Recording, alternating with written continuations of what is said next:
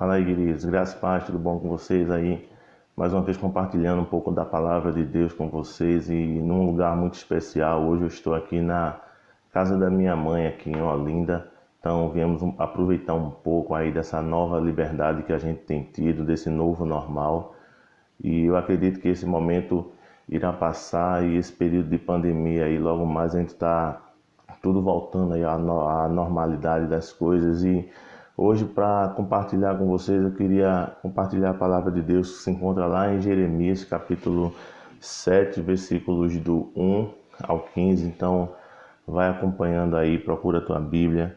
Estou lendo o livro de Jeremias e tem algumas coisas que têm me chamado a atenção nesse livro e é algo que particularmente tem tomado um pouco aí da minha preocupação, tem gerado uma angústia em mim, que é justamente sobre aquilo que tem se tornado, de certa forma, a casa de Deus, né? O templo do Senhor, não o templo que nós somos, né, como pessoas, mas o templo que eu falo é o espaço físico onde a gente se reúne para adorar a Deus, para compartilhar da palavra de Deus, da intimidade de Deus. E nesse período, ainda mais que a gente tem passado de isolamento e para volta na casa do Senhor, eu espero que a gente tenha aprendido e tirado algumas lições. Se tem algo que tem me preocupado um pouco, é no rumo que a igreja tem tomado, em que estamos tornando o templo do Senhor. E o livro de Jeremias ele é bastante severo com relação a isso. E eu acredito que tudo que está escrito na palavra de Deus, ele foi escrito para a nossa lição, né? Assim como está escrito, e que eu espero que a gente venha tirar proveitos. Então, eu espero que você já tenha encontrado Jeremias capítulo 7, versículos do 1 ao 15. Eu não lerei todos seguidos, mas vou ler pausando e explicando cada um deles para que a gente tenha um raciocínio muito claro daquilo que Deus tem para falar conosco nesse momento. Então, não diferente dos nossos dias, onde aprendemos a estar na igreja de forma religiosa, a nação de Israel ela não perdeu esse hábito, esse costume de estar indo à igreja, assim como nós temos também hoje em dia, né, esse costume de estar indo para a igreja, mas a igreja precisava de uma restituição moral muito grande, precisava de uma restituição desde da própria liderança em si. Então, os primeiros versículos, o versículo 1 e o 2, vai falar a palavra da parte do Senhor que foi dito a Jeremias: ponte na casa do Senhor e proclama ali esta palavra e diz: ouvi a palavra do Senhor, todos os de Judá, vós que entrais por estas portas para adorardes ao Senhor. Então o recado de Deus ele foi destinado ao seu templo, o recado de Deus ele estava sendo destinado à sua igreja. Às vezes a gente precisa entender que muitas das coisas que Deus irá tratar com o seu povo é justamente, primeiramente, a igreja, porque é justamente a igreja que vai determinar um modelo àqueles que estão de fora a ser seguido. E se justamente esse modelo, a própria liderança em si, a igreja em si, esse modelo que era para transmitir Deus aqui para esse mundo, justamente esse modelo estava precisando de uma justiça, estava precisando de uma transformação moral. Então, o versículo 3 vai falar: assim diz o Senhor dos Exércitos, o Deus de Israel, emendai os vossos caminhos e as vossas obras, e eu vos farei habitar neste lugar. Então, a palavra que estava sendo falada para a igreja naquele momento era uma palavra de conserto. Os sacrifícios continuavam sendo feitos, os cultos continuavam sendo feitos, mas eram algo que era feito meramente religiosamente e que não estava mais agradando ao Senhor. Por isso que lá a gente quando acaba o Novo Testamento, até começar o período do Novo, do nascimento de Jesus, tem um período interbíblico que foi de aproximadamente 400 anos, e as coisas continuaram acontecendo, os sacrifícios continuaram sendo feitos.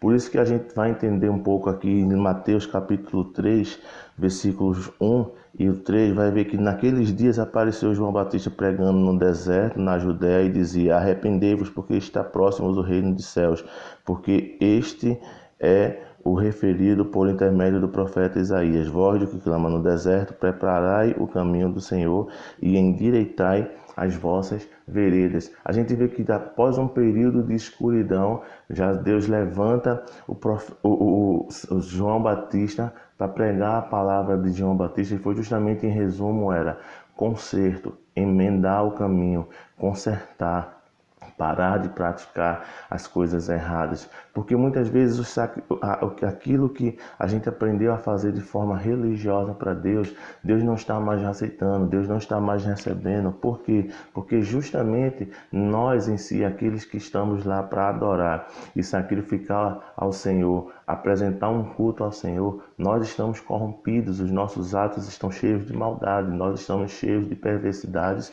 e iniquidades no nosso coração. Você volta sempre, fique voltando para Jeremias capítulo 7, versículo 4, a gente vai ver Jeremias 7, não confieis em palavras falsas, dizendo: o templo do Senhor, templo do Senhor, templo do Senhor é este. Mas se deveras enmendardes os vossos caminhos e as vossas obras, e se deveras praticardes a justiça, cada um com o seu próximo, e não oprimires os estrangeiros, os órfãos, a viúva, e nem derramares sangues inocentes neste lugar, nem andares após outros deuses para o vosso próprio mal, eu vos farei habitar neste lugar, na terra que dei aos vossos pais, desde os tempos antigos para sempre.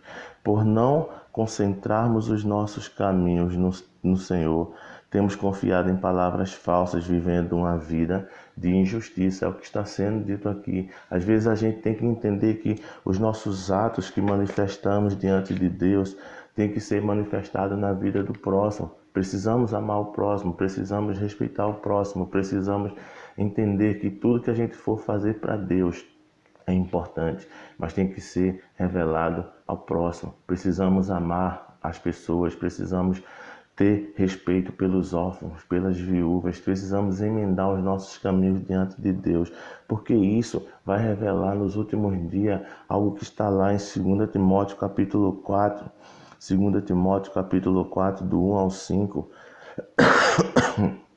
a gente vai ver Paulo falando a Timóteo que Timóteo pregasse a palavra em tempo e fora de tempo, porque Deus havia de julgar os mortos pela sua manifestação e pelo seu reino.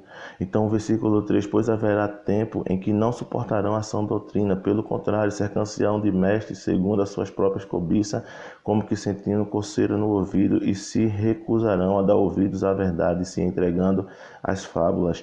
Tudo, porém, Timóteo, ser sóbrio em todas as coisas, suporta as aflições e faz o trabalho do evangelista, cumpre cabalmente o teu ministério. O interessante é que aquilo que aconteceu no período de Jeremias está acontecendo novamente nesse período. Tem se levantado muitas vozes pregando em nome do Senhor, muitas fábulas ministrando em nome do Senhor. E isso está levando as pessoas às vezes a viver um evangelho segundo aquilo que elas julgam ser certo. E isso é o perigo. Volta um pouco lá. Jeremias capítulo 7, do 8 ao 11, a gente vai ver que vocês confiam em palavras falsas que nada vos aproveitam. O que é isso? Vocês estão furtando, matando, cometendo adultério, jurando falsamente, queimando incenso a Baal e andando após outros deuses que não conhecesses. E depois vocês vindem a mim e pondes diante de mim esta mesa que se chama pelo meu nome, e dizei que estamos salvos sim, só porque continuam a praticar essas abominações. Será que esta casa que se chama pelo meu nome se transformou em covil de ladrões e os vossos olhos? Eis que eu mesmo vi isso, diz o Senhor. Você vê que as pessoas continuavam sacrificando a Deus, continuavam fazendo seus ritos religiosos, mas andando após outros deuses, vivendo cada um do jeito que queria viver, do jeito que achava que deveria viver. E isso, lá em Jeremias 7, o versículo 22, vai falar que Deus, ele não falou nada aos vossos pais quando vos tiraram do Egito, e nem lhe ordenou coisa alguma acerca de holocaustos e sacrifício, mas isto ele disse: dai ouvidos à minha voz, e eu serei o vosso Deus. Vós serei o meu povo. Andai em todo o meu caminho que eu vos ordeno, para que vos vá bem. Então a gente tem que entender que acima daquilo que a gente faz para Deus de forma religiosa, acima daquilo que a gente presta a Deus em forma de culto, seja lá qual seja a expressão que você esteja pensando nesse momento, acima de tudo isso está a obediência que devemos prestar a Deus. Isso vai evidenciar a autenticidade do nosso sacrifício. Aí você volta para o versículo 12, mas ide agora ao meu lugar que estava em Siloé, onde do princípio fiz habitar o meu nome, e vede o que lhe fiz por causa da maldade do povo de Israel. Agora, pois, visto que fazei todas estas obras más, e dizei, Senhor, eu vos falei, começando de madrugada, e não me ouviste, chamei-os e não me respondeste. E farei também esta casa que se chama pelo meu nome, na qual confiais, e a este lugar que vos dei, a vós outros, e aos vossos pais em Siló, e lançai-vos-ei da minha presença, como lancei a todos os vossos irmãos e a toda a posteridade de Efraim. Então você vê que por conta da iniquidade da nação, o juízo seria inevitável.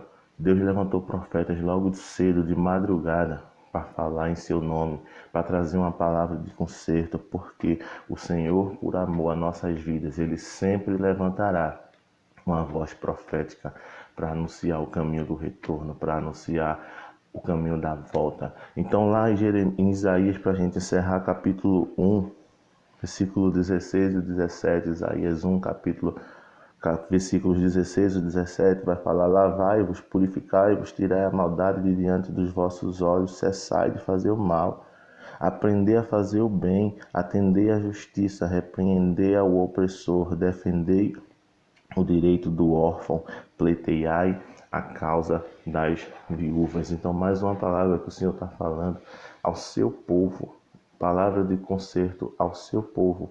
Então, o que tem me preocupado é que igreja estamos nos tornando, que rumo o templo do Senhor está tomando.